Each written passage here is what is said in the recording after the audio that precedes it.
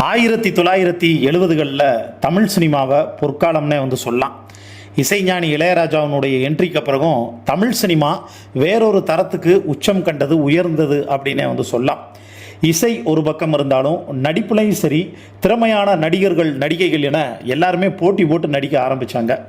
ரஜினிகாந்துங்கிற ஒரு super star உருவாகிறதுக்கு காரணமும், கமலஹாசன் என்கின்ற உலகநாயகன் உருவாவதற்கு காரணமும் அந்த காலகட்டத்தில் போட்ட விதை தான் அப்படின்னே சொல்லலாம். இது ஒரு பக்கம் இருக்க, நடிகைகளில் பல நடிகைகள் வர ஆரம்பித்தாங்க. இருந்தாலும் ரசிகர்களோட கனவு கண்ணியாக ஒரு நடிகை இருப்பாங்கல்ல, அந்த நடிகை யாருன்னு பார்த்தா 1970களில் கொடிகட்டி பறந்த நடிகையாக இருந்த 80கள் 90கள் வரைக்கும் கிட்டத்தட்ட ஒரு 20 வருஷம் தமிழ் சினிமாவை ஆண்டாங்கன்னே சொல்லலாம். அழகு, நடிப்பு, டான்ஸு, ஸ்டைலு, கிளாமர்னு எல்லாத்துலேயும் அவங்க செட் பண்ணதை ஒரு பெஞ்ச்மார்க்னே சொல்லலாம். கோலிவுட்டில் ஆரம்பித்து பாலிவுட் வரைக்கும் ரூல் பண்ண நடிகை அவங்க யாருன்னு கேட்டால் அந்த பேரழகி தான் நடிகை ஸ்ரீதேவி. ஸ்ரீதேவி அவங்க அப்பா வழியில் சிவகாசி அனுப்பங்குளம் நகராட்சியில் இருக்கிற மீனம்பட்டி கிராமத்தை சேர்ந்த பொண்ணு. அப்பா ஐயப்பன் சட்டக்கல்லூரியில் படிக்கிறதுக்காக சென்னை வந்திருக்காருங்க. வந்த இடத்துல சினிமா ஹீரோயின் கனவோட சின்ன சின்ன ரோல் மற்றும் டான்ஸ் பண்ணிக்கிட்டு இருந்த ராஜேஸ்வரியை லவ் மேரேஜ் பண்ணிக்கிறார்.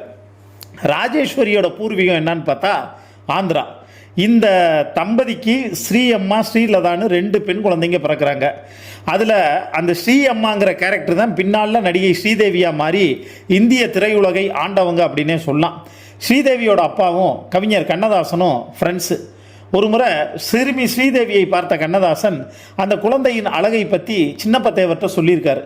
அவருக்கும் ஸ்ரீதேவியை பார்த்த உடனே முருகனே குழந்தையாக வந்தது போல் இருந்துச்சான். டக்குன்னு தான் தயாரிச்சுக்கிட்டு இருந்த துணைவன் படத்தில் பாலமுருகனாக ஸ்ரீதேவியை அறிமுகப்படுத்தியிருக்காரு. அந்த கதாபாத்திரத்தில் நடிக்கிறப்ப, அதாவது முருகன் கதாபாத்திரத்தில் நடிக்கிறப்ப ஸ்ரீதேவிக்கு வயசு வெறும் 4. அதுக்கு அடுத்த படம் கந்தன் கருணையிலையும் அதே முருகன் வேடம்.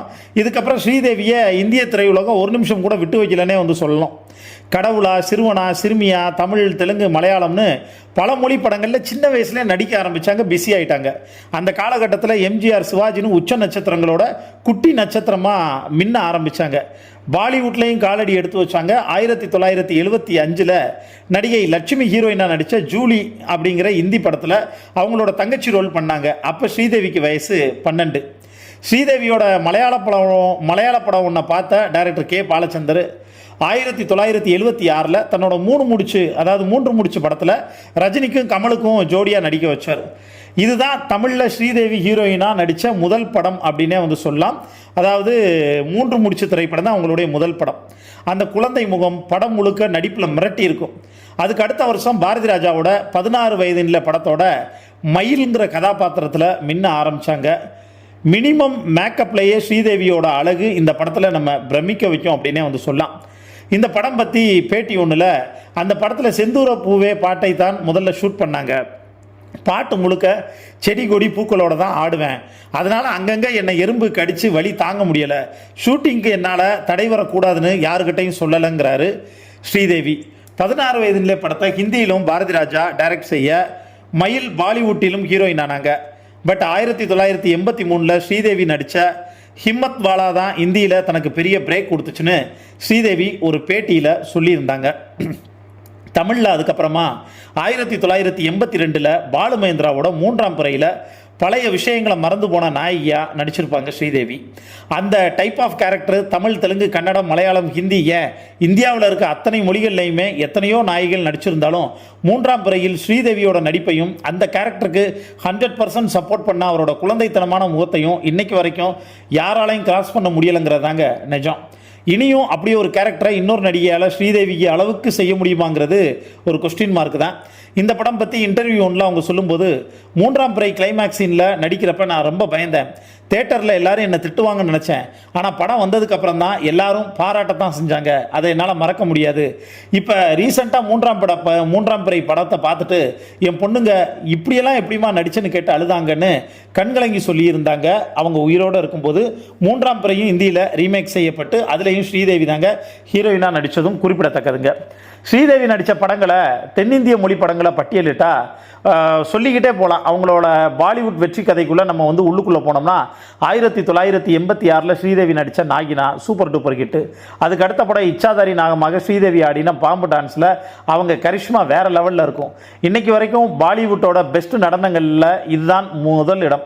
1987 அனில் கபூரோட ஸ்ரீதேவி நடித்த மிஸ்டர் இந்தியா படம் பாலிவுட்டில் இன்றைக்கி வரைக்கும் அவங்களோட நடிப்புக்காகவும் அழகுக்காகவும் கொண்டாடப்படுது அப்படின்னே வந்து சொல்லலாம். பூசின மாதிரி இருக்கிற தென்னிந்திய ஹீரோயின்களை பாலிவுட் ஏற்றுக்கிறாதுங்கிற அந்த முதல் தடையை பிரேக் பண்ணது ஹேமா மாலினி, அதுக்கப்புறம் ரேகா. ஸ்ரீதேவி பாலிவுட்டில் என்ட்ரி ஆனப்போ இவங்க 2 பேருமே பாலிவுட்டில் சக்ஸஸ்ஃபுல்லாக இருந்தாங்க. ஆனால் சவுத்துலேயும் ஜெயிச்சு பாலிவுட்லேயும் ஜெயிச்சது பாலிவுட்டோட முதல் லேடி சூப்பர் ஸ்டாரான நம்ம சிவகாசி பொண்ணு ஸ்ரீதேவி தான்.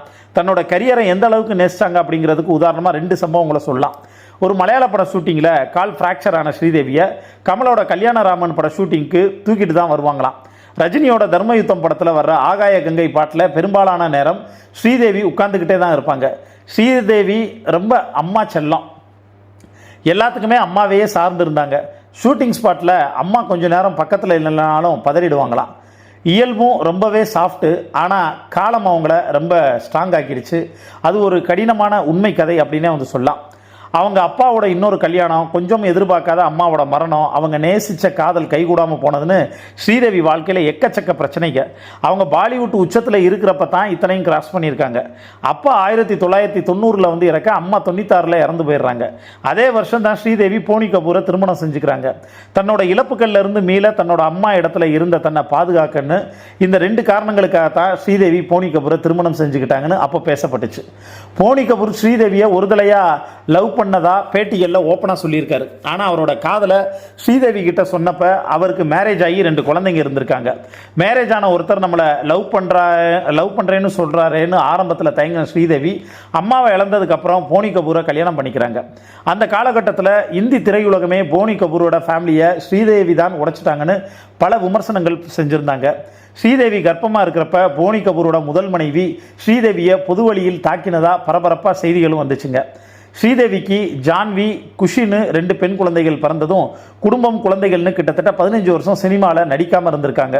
ஸ்ரீதேவி ஒரு அம்மாவா குழந்தைங்களை பார்த்துக்கிறதுக்கு, அவங்கள ஸ்கூலில் விடுறது, ஸ்போர்ட்ஸ் டேவில் அவங்கள ஜெயிக்கிறத பார்க்குறதுன்னு அப்போவே ரொம்ப சந்தோஷமாக இருந்தேன்னு அவங்களே வந்து சொல்லியிருக்காங்க. ஸ்ரீதேவியோட இன்னொரு திறமையை பற்றி பலருக்கும் தெரியாது. அவங்க ரொம்ப அழகாக ஓவியம் வரைவாங்க. சின்ன வயசுலேருந்தே ஓவியம் வரைகிறதுல ஆர்வமாக இருந்த ஸ்ரீதேவி கல்யாணத்துக்கு அப்புறமா குழந்தைங்களோட வீட்டில் இருந்தப்ப ஒரு ஓவியர்கிட்ட ட்ரைனிங் எடுத்துக்கிட்டு ஏகப்பட்ட டிராயிங் வரைஞ்சிருக்காங்க. அந்த ஓவியங்களில் ஏலம் விட்டு சிலருக்கு உதவிகளும் வந்து செஞ்சுருக்காங்க. சினிமாவுக்கு பிரேக் எடுத்த நேரத்தில் மாலினி ஐயர் அப்படிங்கிற சூப்பர் டூப்பர் சீரியலில் நடிச்சிருப்பாங்க. பஞ்சாபி குடும்பத்தில் கல்யாணம் ஆகி போகிற ஒரு தமிழ் பெண்ணோட கதை தான் மாலினி ஐயரோட கரு. 2012 வந்த இங்கிலீஷ் ஸ்ரீதேவியோட நடிப்பை 90s கிட்ஸ் 2K கிட்ஸும் ரசித்தாங்க. இதுக்கப்புறம் ஸ்ரீதேவி மகள்களோட ஃபேஷன் உலகத்திலேயே காலடி எடுத்து வச்சாங்க.